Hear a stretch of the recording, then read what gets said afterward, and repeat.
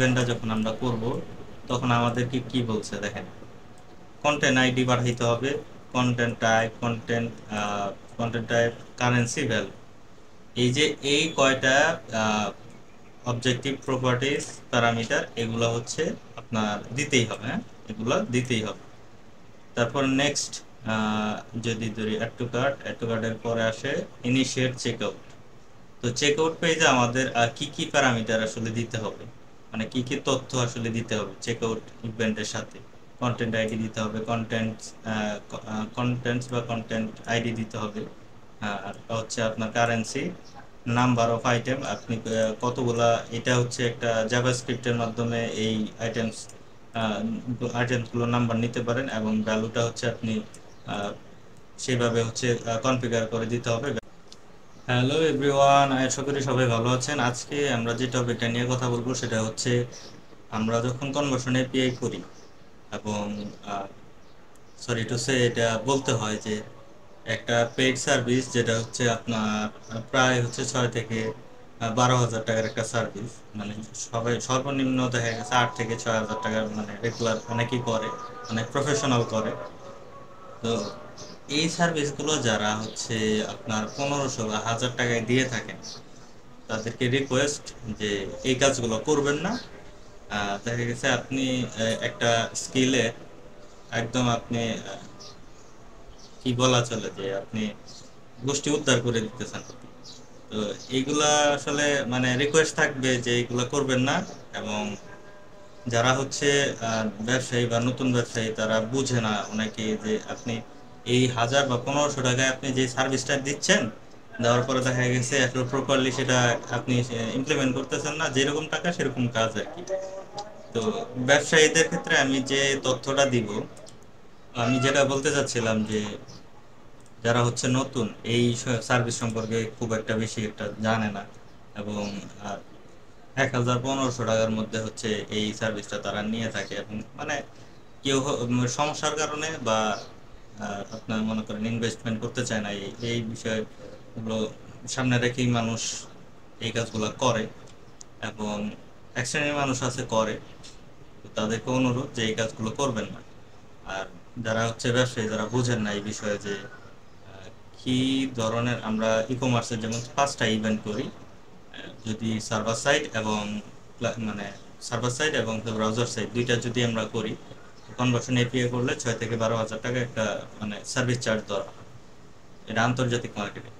তো এখন এইটা যদি আপনি লোকাল মার্কেট প্লেসে সেল করেন, তো আপনি কিভাবে হচ্ছে 1000 থেকে 1500 টাকায় হচ্ছে এই সার্ভিসটা দিয়ে থাকেন। হ্যাঁ, তো তাদেরকে অনুরোধ যে এই কাজগুলো করবেন না। আপনি যে একটা স্কিল পারেন বা না পারেন, সেটা হচ্ছে আহ, কোনো রকম হচ্ছে আপনি একটা মানে মূল্য নির্ধারণ করে কাজ করে ফেলতেছেন, এটা আসলে ঠিক না, এথিক্সের বাইরে। তো আমি যেটা বলতে চাচ্ছি, আহ, যারা হচ্ছে নতুন এবং এই ভিডিওটা হচ্ছে তাদের জন্য খুবই উপকারে আসবে, যে আমরা যে 5টা ইভেন্ট করি স্বাভাবিক, পেজ ভিউ, ভিউ কন্টেন্ট, মানে ফেসবুকের ক্ষেত্রে add to cart, check out, purchase, এই 5টা ইভেন্ট ই কমার্স বেসড আমরা যারা করে থাকি, এই 5টা ইভেন্টের মধ্যে কিছু প্যারামিটার আছে, কিছু তথ্য আছে। শুধুমাত্র কি আপনি এই 5টা ইভেন্ট করলেই আপনার পিক্সেল ঠিকঠাক কাজ করতেছে এবং আপনাকে আহ, কোটি টাকা রেভিনিউ জেনারেট করে দিতে পারবে আপনার এই ডেটা? আপনার ডেটা হতে হবে 100% অ্যাকুরেট।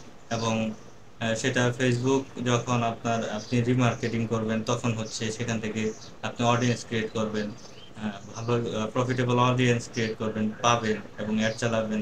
সেক্ষেত্রে আপনি উপকৃত হবেন তখন। কিন্তু এটা সেট আপ করার জন্য আপনার কিছু রুলস অ্যান্ড রেগুলেশন আছে, যেগুলো হচ্ছে আপনার মেনটেন করতে হবে। এবং শুধুমাত্র ইভেন্টগুলো ইমপ্লিমেন্ট করলেই যে আপনি আহ, আপনার কাজ করতেছে, বিষয়টা এরকম না। ফেসবুক আমাদের কি বলে, তো চলুন শুরু করা যাক। আহ, যদি অ্যাড টু কার্ট যেহেতু এখানে শুরুতে আছে, তো আমি এটা দিয়ে বুঝাই।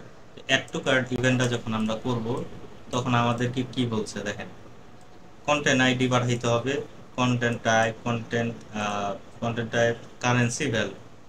এই যে এই কয়টা অবজেক্টিভ প্রপার্টিজ প্যারামিটার, এগুলো হচ্ছে আপনার দিতেই হবে। হ্যাঁ, এগুলো দিতেই হবে। তারপর নেক্সট, আহ, যদি ধরি অ্যাড টু কার্টের পরে আসে ইনিশিয়েট চেকআউট। তো চেকআউট পেজে আমাদের কি কি প্যারামিটার আসলে দিতে হবে, মানে কি কি তথ্য আসলে দিতে হবে চেকআউট ইভেন্টের সাথে। কন্টেন্ট আইডি দিতে হবে, কন্টেন্টস বা কন্টেন্ট আইডি দিতে হবে। আর হচ্ছে আপনার কারেন্সি, নাম্বার অফ আইটেম, আপনি কতগুলা, এটা হচ্ছে একটা জাভাস্ক্রিপ্টের মাধ্যমে এই আইটেমস আইটেমসগুলোর নাম্বার নিতে পারেন, এবং ভ্যালুটা হচ্ছে আপনি আহ, সেভাবে হচ্ছে কনফিগার করে দিতে হবে ভ্যারিয়েবলের মাধ্যমে। আর হচ্ছে পারচেজ, হ্যাঁ, পারচেজে আপনার কন্টেন্ট আইডি, কন্টেন্ট টাইপ তো অলমোস্ট সেম। আপনার এই ইভেন্টগুলো হচ্ছে প্রত্যেকটা এই ইভেন্টগুলোর সাথে প্রত্যেকটা ভ্যালু প্যারামিটার, এই প্যারামিটারগুলো অ্যাড করে দিতে হবে, এবং এটা হচ্ছে রিকোয়ার্ড। হ্যাঁ, কারেন্সি অ্যান্ড ভ্যালু হচ্ছে রিকোয়ার্ড, এইটা থাকতেই হবে সবগুলো ইভেন্টের মধ্যে। তো এখান থেকে যেহেতু আর হচ্ছে আপনার আর দুইটা বিষয় থাকে। আপনি যখন কনভার্সন এপিআই ইমপ্লিমেন্ট করবেন, এখানে দেখেন বিস্তারিত বলা আছে। এটা হচ্ছে আমি ভিডিও ডেসক্রিপশনে দিয়ে দিব, এই ভিডিওটার ডেসক্রিপশনে দিয়ে দিব, আপনারা দেখতে পারবেন যে কি কি হচ্ছে আপনি যখন কনভার্সন এপিআই ইমপ্লিমেন্ট করবেন, কোন কোন প্যারামিটার কোন কোন ইভেন্টের সাথে হচ্ছে দিতে হবে, মাস্ট দিতে হবে, সেইগুলো হচ্ছে আপনি দেখতে পারবেন। এই যে আপনি কি কি পাঠাইতে পারেন, এগুলো হচ্ছে বিস্তারিত দেখতে পারবেন। তো আমার এই কনভার্সন এপিআই নিয়ে এবং হচ্ছে এই পিক্সেল এই ই কমার্স 5টা ইভেন্ট নিয়ে যে কথাগুলো ছিল, এটা সামারি যদি করি, এবং আপনার এই পেজ ভিউ, ভিউ কন্টেন্ট, এগুলোর মধ্যে হচ্ছে পেজ ভিউতে লাগে না, পেজ ভিউতে হচ্ছে আপনার বাই ডিফল্ট বেস কোডের সাথে হচ্ছে আপনার পেজ ভিউটা চলে যায়। আমাদের দিতে হয় ভিউ কন্টেন্ট এবং add to cart. View content আর অ্যাড টু কার্ট সেম। কিভাবে সেম হচ্ছে, আপনি দেখেন আমরা যে প্রোডাক্টটা ভিউ করি, হ্যাঁ, সেই প্রোডাক্টের কি থাকে, একটা প্রোডাক্ট ভিউ করলে সেখানে হচ্ছে কন্টেন্ট টাইটেল থাকতে পারে, টাইটেল থাকতে ডেসক্রিপশন থাকতে পারে, একটা কন্টেন্টের আইডি থাকতে পারে, কন্টেন্ট টাইপ মানে কি টাইপ কন্টেন্ট, সেটার মধ্যে একটা কারেন্সি থাকতে পারে, সেটা এই কারেন্সিটা টাকা হইতে পারে, ডলার হইতে পারে, এনিথিং এলস, এবং আপনার ভ্যালু যেটা হচ্ছে আপনার প্রোডাক্টের প্রাইস থাকতে পারে। তো এইগুলো হচ্ছে স্বাভাবিক, অ্যাড টু কার্ট এবং ভিউ কন্টেন্টের সেম হবে।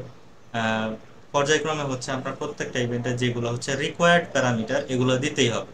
এগুলো দিলে কি হবে, আপনার সঠিক তো কোন, আপনি যখন ডাইনামিক অ্যাডগুলো রান করবেন, মানে আপনি রিমার্কেট রিমার্কেটিং করবেন, তখন হচ্ছে কোন প্রোডাক্টটা কোন ইউজার ক্লিক করছে, ইন্টারেস্ট দেখাইছে, তাকে সেই অনুযায়ী ইন্টারেস্ট বেসিসে আপনার অ্যাডভার্টাইজমেন্টটা ফেসবুক শো করবে, তাকে দেখাবে যে আপনি এই প্রোডাক্টটা তো দেখছিলেন, এটা এই রিলেটেড প্রোডাক্ট দেখছিলেন, এই রিলেটেড আরো 10টা প্রোডাক্ট আমার কাছে আছে, এটা আপনি দেখেন এবং কনসিডার করেন আর পারচেস করেন, এটাই তো উদ্দেশ্য।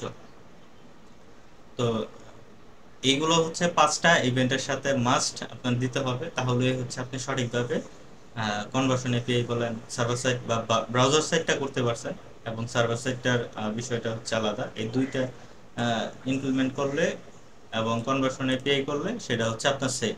ধরেন আপনার ব্রাউজার সাইড থেকে এই যে বর্তমান হচ্ছে আইটিপি যে ইস্যু, আপনার ব্রাউজার সাইড থেকে ডাটা দিচ্ছে না, এবং আপনার সেইটা হচ্ছে বাইপাস করে হচ্ছে সার্ভার সাইড ট্যাগিং এর মাধ্যমে নিতে হচ্ছে। তো আপনার ব্রাউজার সাইড থেকে যদি একটা ইভেন্টের পূর্ণাঙ্গ ডাটা না পায়, সেটা সার্ভার সাইড থেকে নিয়ে আপনাকে পিক্সেলে দিবে, ফেসবুক সার্ভারে দিবে, সেটা হচ্ছে সে ওইভাবে মনে রাখবে এবং মার্কেটিং করার জন্য প্রস্তুত থাকবে।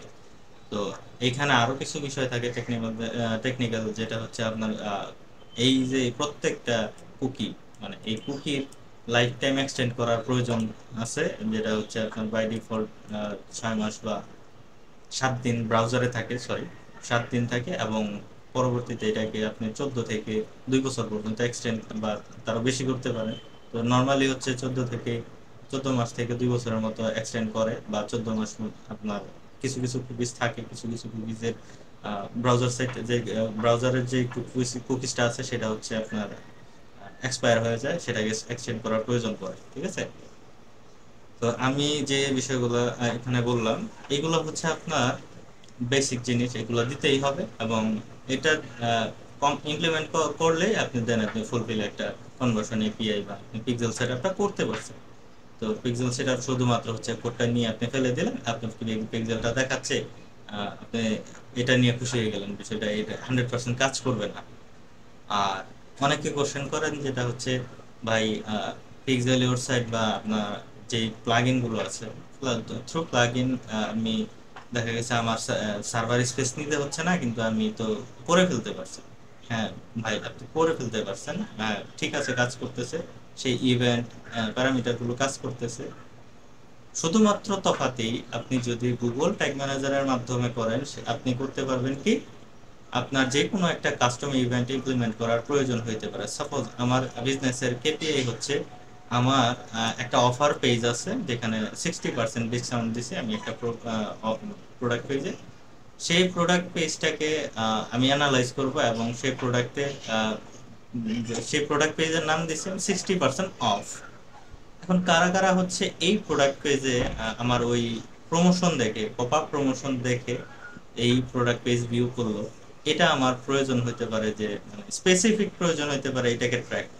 তখন আপনার একটা কাস্টম ইভেন্ট ইমপ্লিমেন্ট করতে হবে, যেটা হচ্ছে আমার প্লাগইনের থ্রু, যেটা আপনার বিল্ট ইন আছে। হ্যাঁ, মানে বিল্ট ইন হচ্ছে 5টা ইভেন্ট আছে: পেজ ভিউ, ভিউ কন্টেন্ট, আপনার add to cart, check out, initiate check out বা চেক আউট, পারচেজ। এই 5টা ইভেন্ট করা আছে উইথ প্যারামিটারস। এবং এগুলো তো হচ্ছে আপনার কোনো ধরনের বাগ আসলে আপনি ফিক্স করতে পারবেন না, কজ এটা হচ্ছে ডেভেলপার, আপনার যে ডেভেলপ করছে সেই পারবে এবং সেটাই আসে আপডেট করবে। এবং আপনি যদি গুগল ট্যাগ ম্যানেজারের মাধ্যমে করেন তাহলে কি হবে, প্রত্যেকটা ইভেন্ট, ধরেন আমার অ্যাড টু কার্ট প্রবলেম হয়েছে, অ্যাড টু কার্টের প্রবলেম হয়েছে, আমি এটাতে ভিউ করে দেখব যে কি কি প্রবলেম হয়েছে, এটা আমি আহ, মানে সলভ করব।